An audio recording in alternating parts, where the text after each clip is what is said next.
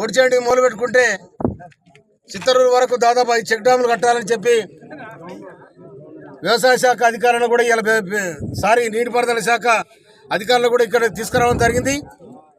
వారు కూడా ఇక్కడ ప్రత్యక్షంగా ఈ ప్రాంతాన్ని కూడా చూడడం జరిగింది. కనుక దీన్ని 5 చెక్ డ్యాములు నిర్మించడానికి గౌరవనీయులు నీటిపారుదల శాఖ మంత్రులు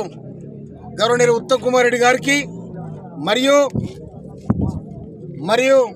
మన రాష్ట్ర ముఖ్యమంత్రి వర్యులు రేవంత్ రెడ్డి గారికి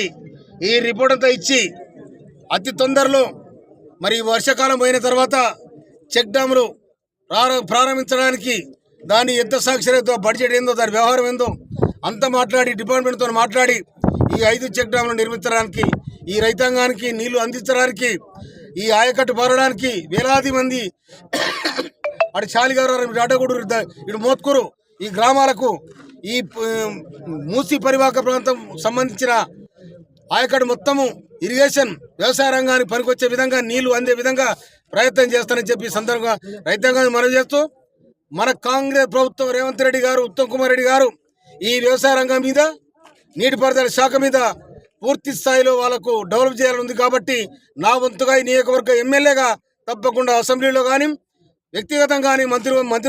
మంత్రి గారిని కలిసి విన్నవించి ఇక్కడ చెక్ డ్యామ్ మంజూరు చేయడానికి ప్రయత్నం చేస్తానని కూడా మనం చేస్తున్నాను. Thank you.